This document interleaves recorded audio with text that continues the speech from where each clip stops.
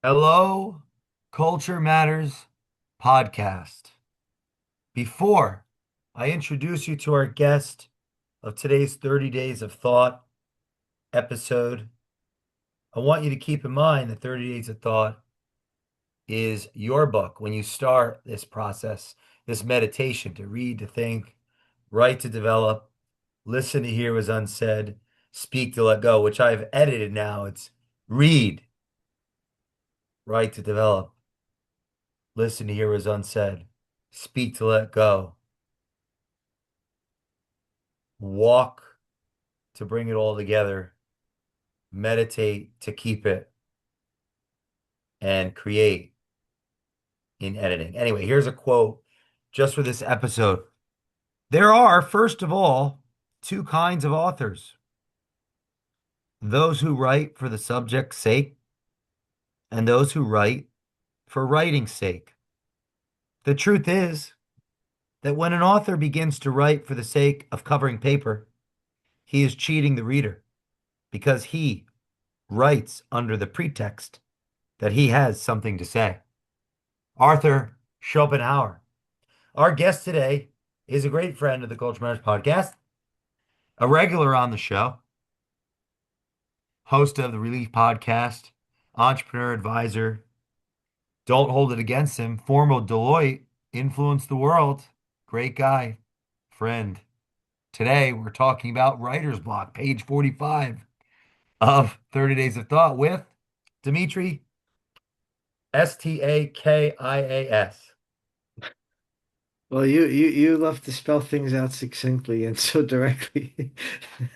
He's Thanks Greek, for so having he me on. hails from a culture of wisdom, the West, Western society. Thanks for bestowing us with your insights and reading 30 Days of Thought. I am curious, do you believe in writer's block or do you have thoughts on the subject? I don't think it's a block. I think it's a willingness issue. I mean, there's nothing to be blocked about. Like if someone were to say just write any word and repeat that word 100 times, you could write 100 words. Right? And if you want to vary those words with a thought, or at least even a story of some humble occurrence that happened to the day, or even something to be thankful for, right? And then repeat that and say, hey, what have you done for yourself or for others that you can take a moment and express some gratitude? So meaning like there's something to always write about. When someone says that they're blocked, maybe they're blocked from their best, but the idea is to flow, then to filter, then to focus.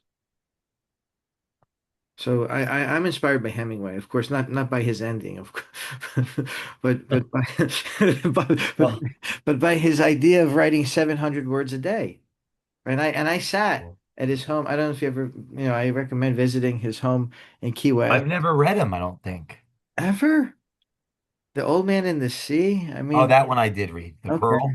Okay, yeah, yeah, yeah. Okay. Okay. Go He, on. he's on You a were at lot. his house? A few times I find some inspiration there. And last I went there, I sat on a bench. Again, there's no time limit until during open hours. I sat there for about 2+ hours while six-toed cats are walking around, and I wrote at least maybe 1,000 words. And maybe some of them are usable, maybe some of them aren't. But they were reflections while I sat in the same space that Hemingway was. While he would wake up to an inspired painting of Picasso, and entertain different guests and different women and different wives over the years, and then find this to be a happy place for him, a refuge, and a place that he couldn't find calm in.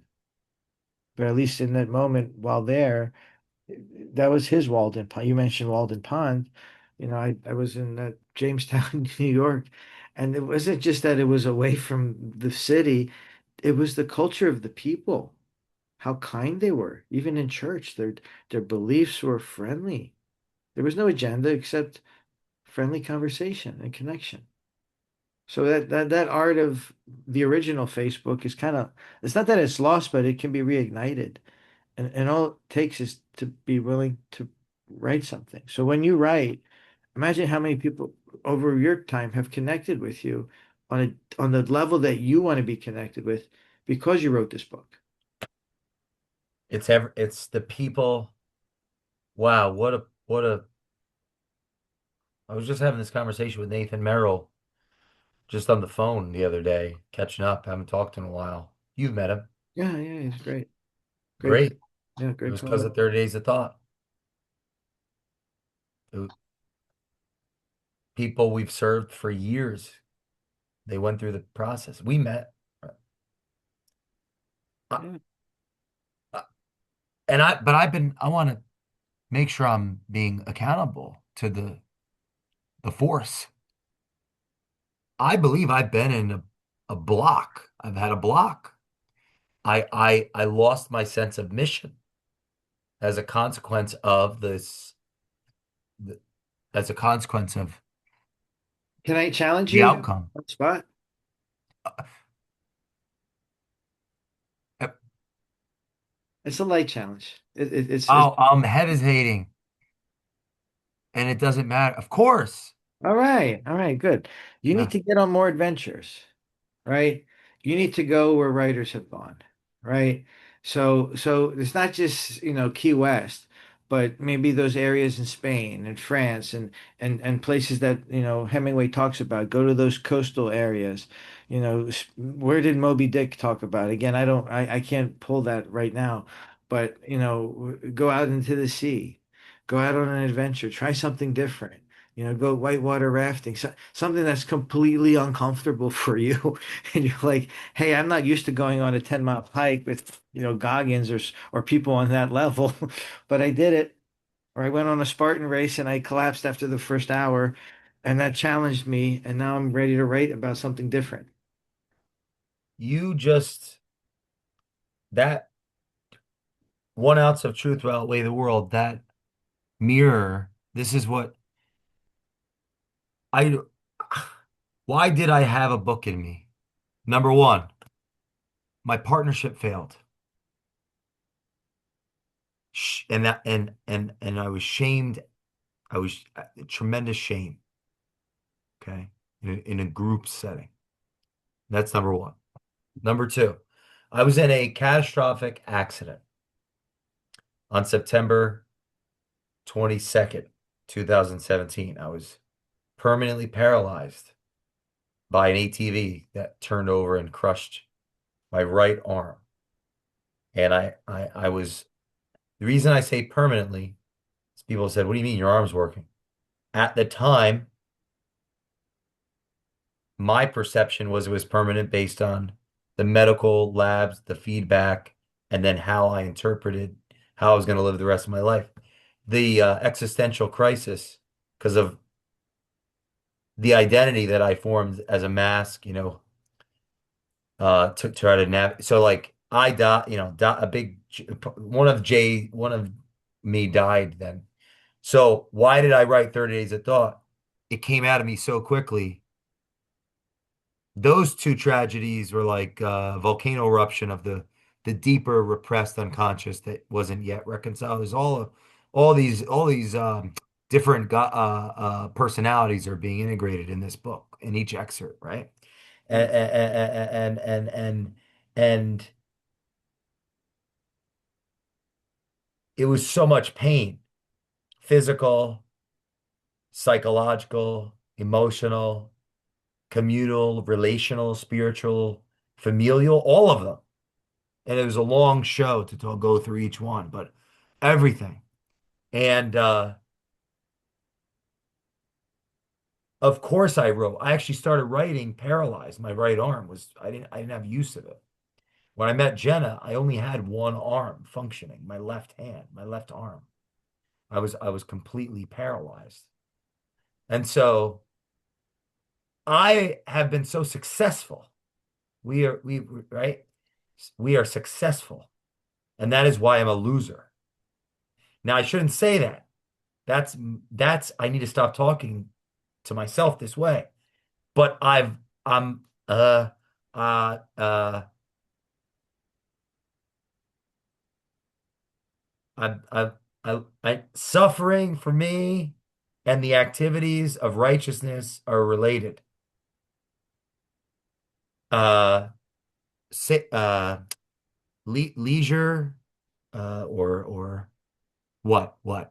Do you Pleasure find, or do you find safety. redemption? Do you find redemption in your recovery process?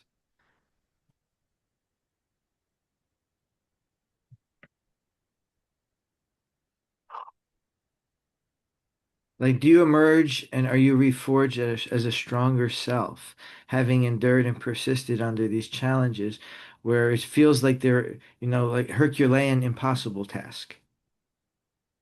It's like the only thing it feels like the only thing I've ever been able to accomplish is overcome really tragic setbacks since I can remember. There's now how much of that is me playing into an unconscious victim narrative versus, or is it both, being the hero? Like I am my life. The only thing I would say what I'm proud of in my life is that I've been able, and I've like continued to get back up. And maybe I make it look like, well, that's why I'm not people. Maybe wouldn't look how much suffering from the outside, other than my hair is crazy today. But it's just been one, and I haven't been courageous enough to share everything. And I don't know how much courage. Sometimes I question that, like, how courageous is a story in the square if it can become a mask too. So it's like levels of vulnerability. But Well, yeah, so the answer is yeah.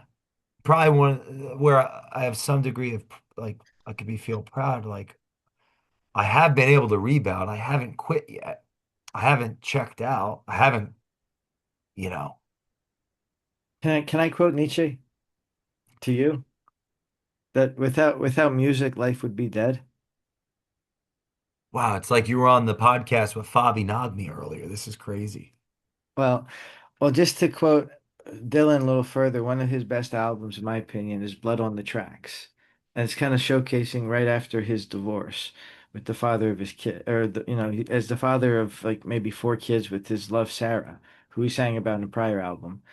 And I guess the lesson to all of us is even though we've all endured a lot of suffering, is do we share a line from that track, the whole song, or the whole album?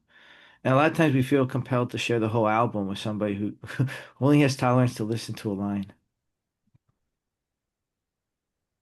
Meaning, like they want to hear a little bit about your suffering, but they really don't have room, space, or capacity to take it all on. That's why a lot of times when we talk to each other, hey, do you have 5 minutes, 10 minutes, 20? So we'll frame a whole conversation and that bit of pain, suffering, or thing moment to connect with based on that, almost like a dosage, where it's just like fentanyl. Maybe one little drop could feel pleasurable and two is deadly. So as Philly kids who are endured this whole Rocky ethos, even though Rocky's a fictional character, right?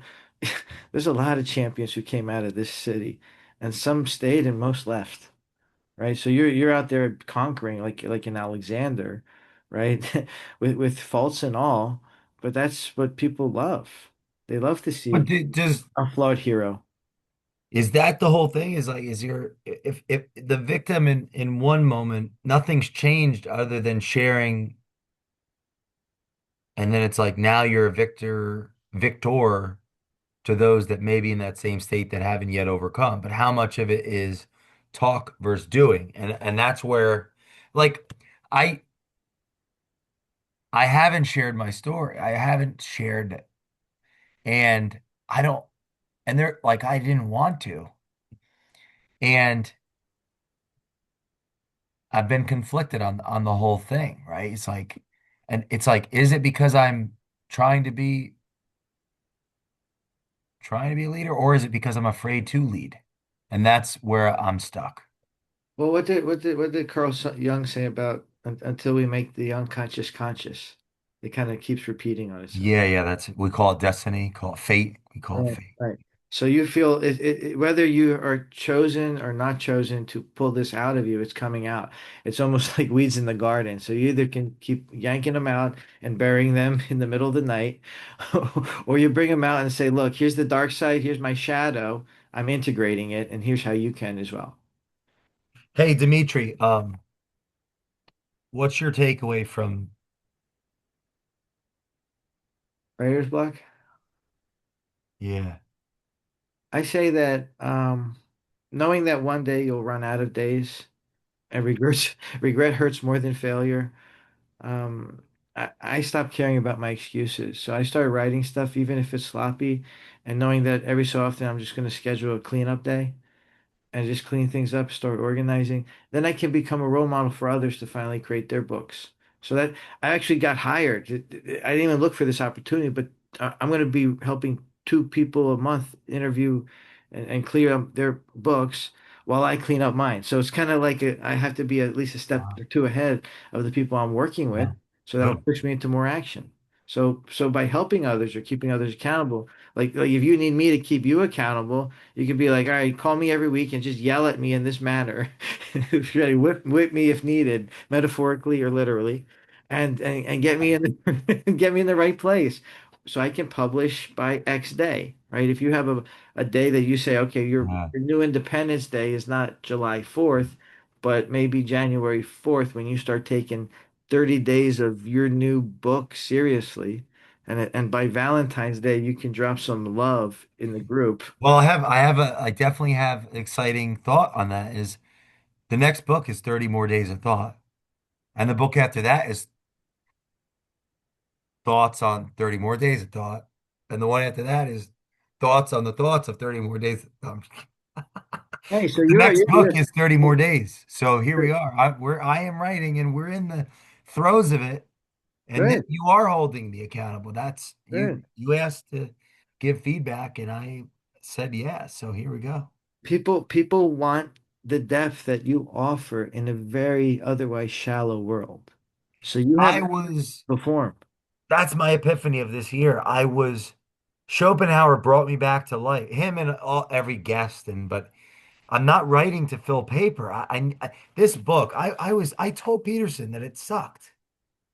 Why? Why did I do that? Because I don't know. I won't go into why, but I did because You want him to validate you and say it wasn't bad. no. Well, yeah. Definitely that's if there's a pie chart, that's a percentage or help me. Just can't do not hide things in the fog. I lost because uh this is an amazing book. It's who I am and it's me figuring it's so much more than the even the You're more words and than the the order book. and You're more than the book. You're the it's community that builds from that, that blossoms from it. So you create this as a course, as a tool, mirroring the same community of the mentors that you emulate and follow. and You can do he the didn't same. think it was a terrible book, by the way. Good. I want to say that too. He was very kind about the whole thing, and there was plenty of other things to talk about. But I'm out of that. I've awoken, and I want you. I was almost about to write to fill paper, and I was like, I haven't produced any literature. Of course I have. I've written 10 books that are unpublished. They were written on each of our client partners, and they were for them. That's what I've been doing the last 6 years. I've written 11 books, and 10 shouldn't be published. And there's all this writing everywhere. I just haven't organized it and put it anywhere. And it's all right here. And I'm there. But it goes back to, I hope my story helps the mission, right? That sometimes when we're trying to, I learned this from Peterson too, map some meaning, the known and the unknown. I'm moving the unknown, and in a very Heideggerian sense, every time I move my flashlight to the right, I can't see everything to the left that I just had the flashlight on. I've been in the unknown trying to figure out you know, make it safe for everybody else to come, and there you go. I know where to go now. Hey, we're going this way. That's where I'm at. Well, if you're willing to commit on air to a mutual either book or completed guide be done within 30 days of initiation on day one, we can both get that done. Because we can talk in circles, but once we finish an action, especially when we're Oh, here, let me read you some of this is I haven't so yes, I have a notepad. I am doing the activities that I've always, here's some. uh, art is the lens by which culture both envelops and projects itself. I look at each podcast as a painting. Some lessons take years and years to cast land. For the unconscious to become conscious and then back again is a slow drip only time controls. By the time these lessons have made impact, the fruit has ripened, and we've taken bites from the tree of knowledge we've long forgotten. That was those who were once friends, who, along the way, became enemies, dire enemies, that taught us these lessons to begin with. All Lies right. are intoxicating. They pay short-term highs and don't suffer consequences for years. I'm not violent, but I know how to kill people. Reading just 10 pages per day is enough. The general mass overlooks reading, stillness, the power of non-movement. Thinking nearly 10 pages per day launches the individual to heights greater than the average citizen capable of fathoming. Read 5 pages upon rising and five before shutting one's eyes, and a year later arise higher, higher than any peer the prior year by leaps and bounds, high flying. We would be broke if I didn't spend the majority of my time lying. Being confident and being cocky usually has the opposite side there too. That person is hiding something, and that's okay. That's actually one of my mentors that said that the other day. I'll omit his name until he knows he's in the book, but um, the best teachers are not available. I think I thought that after a conversation with you, actually. Um, it was you or Nathan or both. It was Nathan, but I think of you in the same spirit. If everyone is a prospect, then no one has, if everyone is a prospect, then no one has a prospect to their existence in life. Um, Oh, wow. Way to redirect that word. See? Do you see what's within you? Like imagine that artistry in a second, greatest hits I album. realize that because I have friends, not every, like, right? So if in the absence of friends, uh, that may have the same overlap with like how I earn a living, then it just becomes an occult phenomenon. So I've recognized being around so many self-help gurus, one of the one of the diminishing returns of being a guru is are the fruit being recognized as some representation of others' unconscious and their idea, where now everyone is in line. There's a hierarchy forever. There's no flatness. So anyway, it destroys the soul of the guru if they don't just have friends and enemies so like Mark Twain said, you want to you get your ego in check when you tell someone else's dog to sit. Anyway, so gurus don't do that. They don't even bother telling another dog to sit because they know what the answer is. They won't be in control. I have more, but anyway, just to share, I'm working on it. The book is it's going to be out. It's cooking.